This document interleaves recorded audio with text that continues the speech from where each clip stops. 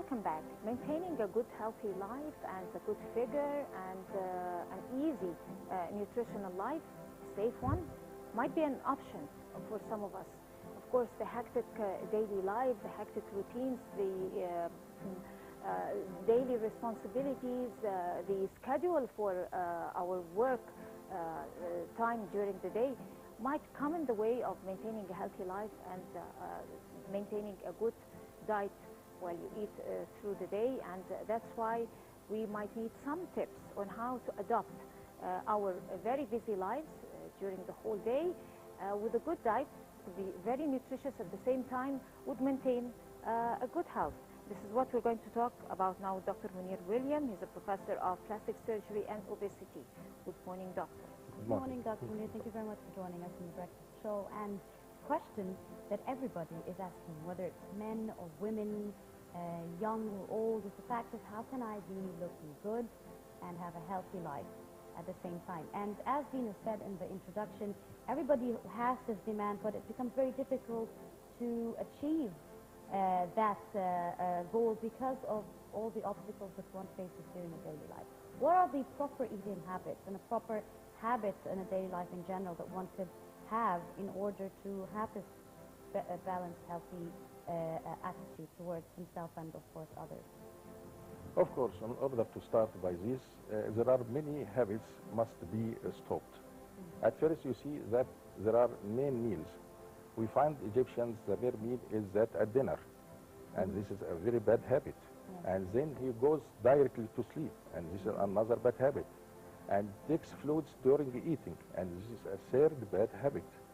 And also he can take multiple small meals during the day.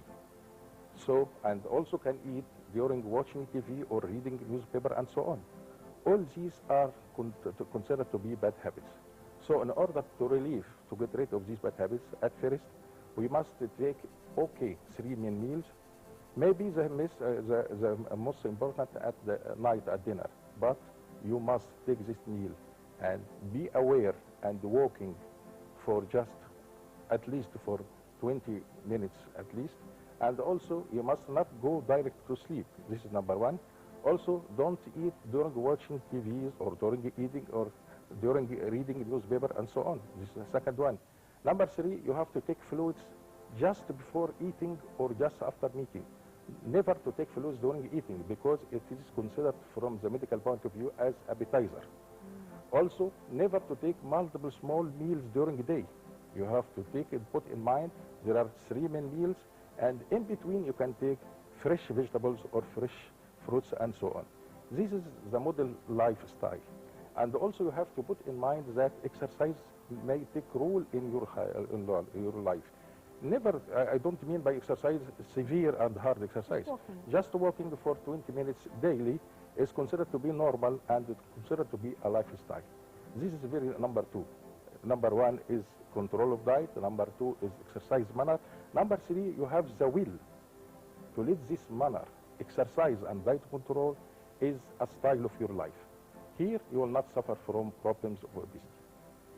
Doctor, what if I don't possess the first 2? There is no access for me for the first 2 options, and then I have the will. I have the strong will, but I don't have the time. I don't have the place for good food. I only have place for quick junk food. And also at the same time, I cannot move because I'm staying on my office for a long time. So what happens in that case? What would you give me as a tip? Here comes the problem of quick foods. Problem of quick fast foods is very difficult because quick fast foods contain saturated fatty acids. These saturated fatty acids is very serious to the body. It may precipitate it, lead precipitation of small lipids on the wall of capillaries and walls of vessels and walls of arteries. And this is very difficult later on because the person suffers from atherosclerosis and later on suffers from cardiac and brain problems. This is number 1. Number 2, fast foods are very difficult because they let the process of destruction of calories is limited to the fat itself and not limited to the starch and not limited to the proteins. And here comes the second problem for these fast foods. Number 3, fast foods up to certain limit doesn't contain fresh fruits or fresh vegetables up to certain limit. And this is very difficult because it leads to decrease amount of vitamin C and vitamin A in our feed. All these are considered to be very difficult for us. So there must be a point related to food in one point during the day. You must take fresh foods during the day. It must be one of the main vegetables and one of the main diets taken during the days. Fast foods for us is considered a very hard problem and related to difficult health problems related to cardiac and brain problems. Yes, now, it seems to be that a lot of people here in Egypt have a problem with chewing food properly. And they just seem to be either in a hurry or, as you said, always eating in front of a television or newspaper, so they're not aware of what they're eating and like gradually chewing it and digesting it properly. So could that also be another reason that could lead to obesity and problems like constipation or whether it's other kind of health problems? Of course, chewing has many problems. Let's start and think. At first, chewing prevents. No good chewing prevents the enzymes present in the oral cavity. There are certain types of enzymes related to digestion of food, related to digestion mainly of carbohydrates and to certain limit to proteins.